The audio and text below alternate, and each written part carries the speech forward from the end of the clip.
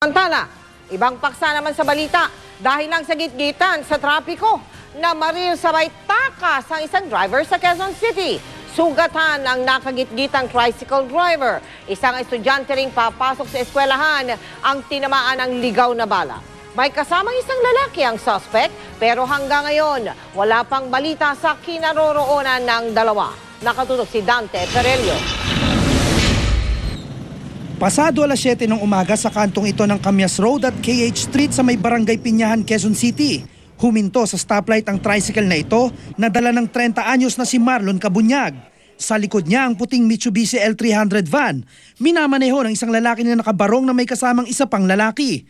Sa inisyal na impormasyon ng pulisya, nagkagitgitan sa panulukan ng dalawang sasakyan. Bumaba raw ang driver ng L300 van at nilapitan si Cabunyag. Nagkasagutan ang dalawa. Sabi po ng mga testigo, nakita nagtatalo sa gitna. Tapos tumabi na nga po yung tricycle dito, hinabol pa nung pasahero ng van. Nang maggo ang stoplight, kumaliwa sa KH Street ang tricycle at huminto sa kanto. Sumunod ang van, doon na raw nagpaputok ang driver ng van. Lapitan ko pa nga siya, sumunod pa nga ako sa kanya eh. Tabo ko sa mga jeep eh. Tulungan niya may tama ako. Tinamaan sa may kaliwang kilikili ang tricycle driver. Tinamaan din ng ligaw na bala ang binti ni Carl Anthony Contapay, 13 years old, second year high school at naglalakad papasok sa paaralan. Nung pagtawid ko, natamaan po sa panang baril. Ano yung may narinig kang putok? Opo. Yung tinignan ko po yung pako, tumutulo na yung dugo. Matapos magpaputok ng baril, humarurot ang L300 van sa direksyon papuntang Maynila. Tumawid siya, inaboy pa nga namin eh. Natatakot din kasi ako. Baka biglang pumutok ulit, kinasan niya eh. Kinasan niya talaga. Ninenervous din ako, baka pati ako barilin. Karga ko yung anak ko eh. Sa East Avenue Medical Center, dinala ang dalawang biktima. Sa kabutihang palad, nadapisan lang ang tricycle driver. Ang estudyante naman, natamaan ng buto kaya kailangang simentohin ang binti. Pareho sila, hindi po major ang kanilang injury at hindi po sila kailangang ma-admit. Sila po ay pagkatapos mabigyan ng gamot, ma-interview ng ating mga kapulisan at mabigyan ng anti-tetano, sila po ay pwedeng umuwi. Ayon kay Cabunyag, makikilala raw niya ang bumaril sa kanya kung makikita ulit. Dante Perello, nakatutok, 24 oras. Samantala, patuloy na pinaghahanap ang driver ng van na yon na bumaril umano sa nakagitgitan niyang tricycle driver sa lungsod nga ng Quezon. Natunto na kung kanino nakarehistro ang van pero matagal na raw naibenta ang sasakyan. Nakatutok si Mav Gonzalez. Dito sa Kalayaan Avenue sa Makati City, nag-umpisa ang manhunt ng QCPD sa suspect na namaril ng tricycle driver at nakatama sa isang bata kaninang umaga. Base sa description ng isang saksi, nasa 5'6" ang taas ng suspect. Payat at nakasuot ng barong Tagalog. Tumakas daw ito patungo ng EDSA Kamuning sakay ng puting Mitsubishi L300 na may plakang UTA 657. Natrace ng pulisya sa tulong ng Land Transportation Office ang address ng may-ari ng van na taga Makati City. Kaya doon ang puntirya ng operasyon. Ito, puntahan tong residence nitong registered owner. Alamin talaga kung siya talaga ang may-ari nito. Ano yung status nitong sasakyan. Nang marating ang bahay ng may-ari ng van sa Kalayaan Avenue, napag-alamang ang registered owner wala dito sa bansa. Sa abroad, seaman siya eh. Ano yun, chief engineer eh. Hindi naman masamang tao yun eh. Matagal nang nabenta yung sasakyan. Nagulat niya ako kasi nanonood ako ng TV dyan tapos biglang tumawag yung anak ko na sabi ganito, may nangyari daw, may shooting incident daw. Ang misis ng seaman ang inabutan ng pulis, pero kwento niya, naibenta na ang sasakyan noon pang 2000. Dahil matagal na ang panahong lumipas, nawawala na ang deed of sale. Hindi rin naman daw nila personal na kilala ang bumili. Minsan ko lang nakita yung taong yun. Kinuha ko nga yung deed of sale, yun lang. Referral yata sa asawa ko. Hindi raw nila alam ang pangyayari sa Camias kanina. Ang asawa naman niya, pauwi pa lang dahil kamamatay lang ng ina nito. Hindi ko pa sinasabi kasi syempre, doble na nga din namatay na nga yung biyanan ko. O, tapos iba pang iba pang kaso to, ano ba yan? Pero para makasiguro, ipapakita pa rin ng pulisya ang larawan ng registered na may-ari ng van sa tricycle driver. At kung hindi na talaga mahanap ang deed of sale, sa LTO na sila tatakbo para i-trace ang transaction ID sa sasakyan. Mav Gonzalez, nakatutok, 24 oras. Sa Baseco compound sa Tondo sa Maynila, patay ang 4 na lalaking sospek sa iba't ibang krimen. Ayon sa mga pulis, nakipagbarilan daw ang mga ito sa kanila. Nakatutok si Jiggy Manicad live mula sa Tondo sa Maynila. Jiggy? Mel, sa impormasyon ng mga otoridad at maging ng barangay ay sangkot nga sa iba't ibang iligal na gawain ang 4 na napatay na sospek. At ayon sa mga otoridad ay nasurpresa nila ang 4 na ito matapos na dumaan sila sa dagat sakay ng bangka. Nakaandusay pa ang bangkay ng 4 na sospek na napatay sa shootout dito sa loob ng Baseco compound. Ito raw ang grupo ni Henry Orsal na itinuturo ng ilang barangay official na nasa likod ng ilang krimen sa loob ng compound. Armadong grupo ng iba't ibang klase ng baril. Mahigit sa 3 kilometrong layo ng pinakamalapit na police station sa Baseco compound. Kaya palagi nakakatakas sa mga miyembro ng grupong ito. Pero ibang nangyari kanina dahil sa tawag ng isang concerned citizen, nasukol ang grupo ni Orsal. Nasurpresa sila nang ang mga tauhan ng Manila Police District ay gumamit ng bangka para mapasok ang Baseco compound. Mismong sa tabing dagat, naganap ang engkwentro. Sinuyod namin itong pangpang ng dagat at ito lang yung grupo na approaching pa lang kami, nagpakilalang sumigaw ng pulis yung sa kong kasama, bumunot ng baril at pumatok doon sa direksyon namin. Kaya wala na kaming choice kung hindi makipagpalitan ng putok sa kanila. Base sa impormasyon na hawak ng barangay, ang grupo ni Orsal ang responsable sa iba't ibang klase ng krimen sa loob ng Baseco. Mula sa pagtutulak ng iligal na droga, gun for hire, at simpleng pagpapasimuno na makaguluhan.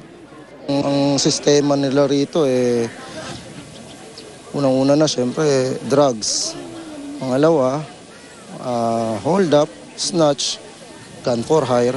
Yun ang kanilang trabaho rito.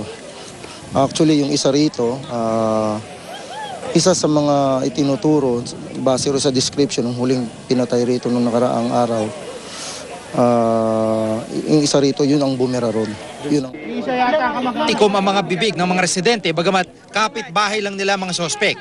Di raw nila kilala ang mga ito. Pero para sa mga kamag-anak ni Orsal, taliwas ang mga kwento ng mga otoridad sa nakikita nilang inaasta nito. Ba't mo ng kuya ko nakakulag rin posesyong. Mel, sa ngayon naniniwala ang mga otoridad at maging mga opisyal ng barangay na maaring makapagdulot ng konting katahimikan itong pangyayaring ito dahil sa pagkakasukol nga sa 4 na mga sospek. Pero para sa mga pamilya o kamag-anak nitong mga nasawing sospek ay hustisya ang kanilang hiling at ang iba sa kanila ay nagpaplano pang magsampa ng reklamo laban sa mga otoridad. Mel? Maraming salamat sa iyo, Jiggy Manicad. At tulad nga po ng nabanggit ni Jiggy, umaalma ang mga kaanak ng 2 sa mga napatay na sospek sa umano'y engkwentro na yan kanina sa Baseco. Inosente raw sila. At mula pa rin sa Tondo sa lungsod ng Maynila, nakatutok live din po ito si Cesar Apolinario. Cesar? Mismong 2 sa kamag-anak nung 2 namatay dyan sa shootout sa Baseco compound ay nagsabing blanco sila sa motibo sa kung ano talaga ang nangyaring insidente. Aligaga ang 21 taong gulang na si Andrea Te nang makasalubong namin sa Baseco compound. Mahigit 1 oras na raw siyang paikot-ikot, nagtatanong-tanong sa mga residente kung alam nila ang motibo sa pagkamatay ng kinakasamang si William Olivare. Isa si William sa napatay dito matapos umanong makaengkwentro ng mga pulis. Ayon kay Andrea, mangingisda ang kanyang asawa. Kaya nagulat umano siya nang sabihin ng pulisya na may baril itong bitbit at nakipagpalitan pa ng putok. Tas kamay na po sila, daming nakakita po. Ano ba yung pinagbinintang sa kanila? Ha? Ano yung binintang? May nagtimbre po sa kanila na hindi exactly na pagtimbre na sila ang may ano. May hawak? Opo. Drugs? Hindi ko po alam drugs ba or nag-iikot-ikot daw po na may dalang baril. Agad niya raw pinuntahan ng asawa ilang minuto matapos itong mabaril. Maging siya raw ay nakatikim ng galit sa mga pulis pero ang ikinagagalit daw niya ay nang makita ang sinapit ng asawa bago ito mabaril. No, so gumanon pa yung isang pulis. Bakit ninenervyos ka? May dala ka ba dyan? May items ka ba dyan? Pati ikaw na Oo. Sabi ko, sir, kahit ubaran mo ako, kahit kapkapan mo ako, wala kang makikita sa akin. Malinis ako. Lahat sila, suko kamay sila. Ba't ganun ang ginawa nila? Ipinagtanggol din ni Jacqueline Abad ang kinakasamang si Rodel Gonzales. Di raw siya makapaniwalang pag-iinitan ng mga pulis ang asawang kumakayod sa pamamagitan ng pagmamaneho ng tricycle. Hindi raw totoong sangkot si Rodel sa krimen. Ay, asawa ko sumusuko na, nakataas na po yung kamay, pinagbabaril pa rin po nila. Hindi raw nila pareho kilala ang dalawa pang namatay sa engkwentro, pero nagkakaisa ang dalawang may bahay sa pagsasabing babalikan nila ang mga pulis na pumatay sa kanilang mga asawa. Didimanda ko sila. May ebidensya at ano po namin yun. Kitang-kita ng kapatid niya. Ipinagtanong namin sa mga kapitbahay ng mga biktima ang nangyaring engkwentro, pero lahat sila hindi raw alam ang pinag-ugatan at kung paano nagsimula ang shootout. Ang malinaw, nag-iwan ito ng takot sa karamihan. Narinig na lang ho namin na nagkaputukan na ho. Pero hindi ho alam namin kung sa kasalukuyan kung ano ang nangyari. Basta narinig na lang ho namin nagkaputukan na. Natatakot na ano. May mga anak ba? Meron. 3. Baka mamaya damay, ganun ho. Mike, nakausap ko itong si Police Superintendent Rolando Tumalad, Station Commander yan ng Police Station 5 dito sa Maynila. At sinabi niya, itinanggi niya yung paratang ng mga kamag-anak, yung pagtatanim daw ng barel ay hindi raw totoo. At haharapin naman daw nila yung kasong isasampa ng mga kamag-anak laban sa mga pulis. Pero ang sigurado raw sila ay itong impormasyon ay natanggap lang nila at pumunta raw sila ron dahil positibo raw na may mga hawak na barel itong mga suspect, Mike. Maraming salamat, Cesar Apolinario. Ibinalita namin sa inyo kagabi ang tungkol sa 2 pulis Maynila na kalaboso dahil sa pagiging protektor umano ng mga batang mandurukot sa Ermita.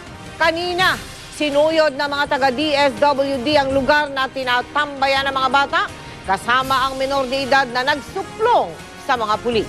Nakatutok si John Consulta. Exclusive. Nagsagawa ng rescue operation ang mga tauhan ng Manila City Hall Social Welfare and Development sa iba pang mga batang ginagamit umano ng 2 pulis Maynila sa pang-hold up at pagnanakaw. Unang tinungo ang Padre Paura kung saan daw nakatambay ang kanilang mga kasabahan. Nakanto nyo sa gitna nila. Ayaw marami, nandito sa gitna. Tutulog doon? Opo. Pumoste na ang mga tauhan ng City Hall. Ilang saglit pa, kumilos na ang mga otoridad. Nagtangkapang tumakbo ang ilan, pero huli pa rin sila ng otoridad. Sumama ka, pati anak mo, sumama ka rin. Malo ka kasi!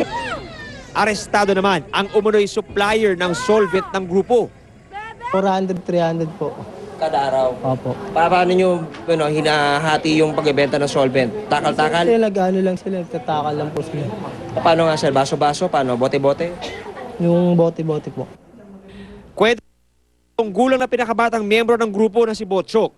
Di na raw nila mabilang ang kanilang mga nabiktimang dayuhan simula nang sila'y umunoy kunin ng 2 pulis Maynila para gawin ang kanilang modus na pagnanakaw. Isolve muna. Pag sabog ka na, yun na. Dudukot na. Pero bakit foreigner yan? Gusto nyong kuhanan ng pera? Bakit? Malaki ang pera. Wag mo kami tuturo sa pulis, ganyan po. Wag daw ko kami magtuturo sa pulis. Wag daw kami magsusumbong sa pulis na ano nga yung ginagawa nila masama. Nakakaraw. Kung hindi na Ayun nga po, papatayin daw kami pag nagsumbong daw po kami sa pulis. Tumanggi pa rin magbigay ng panayam ang mga akusadong pulis. Pero ayon sa MPD, nagsasagawa na sila ng mas malawak na investigasyon para matukoy ang iba pang posibleng kasama ng 2 pulis. Ina-identify pa namin kung sino pa yung mga pulis na gumagawa ng kalokohan. Basta ayaw nila magbago ng buhay at itutuloy nila yung bilang bantay sa lakay, abay, humanda sila. Because they don't deserve to stay even 1 second in the police force. Nangako ang mga otoridad na magpapatuloy ang kanilang mga operasyon para maisalba ang iba pang mga kasama ni Edna at iba pang individual para mailayo sila sa mga illegal na gawain sa kalsada. John Consulta, nakatutok, 24 oras. Magandang balita naman mga kapuso, bababa ang presyo ng liquefied petroleum gas o LPG. Piso kada kilo ang bawas presyo ng Regasco Group mamayang hating gabi. Katumbas siya ng 11 piso kada 11 kilong tangke Ayon sa LPG Marketeers Association, mula sa 575 piso, mabibili na lamang sa halagang 584 na piso ang kada regular na tangke ng LPG. Ang bawas presyo ay bunsod ng pagbaba ng presyo ng LPG sa pandaigdigang pamilyan.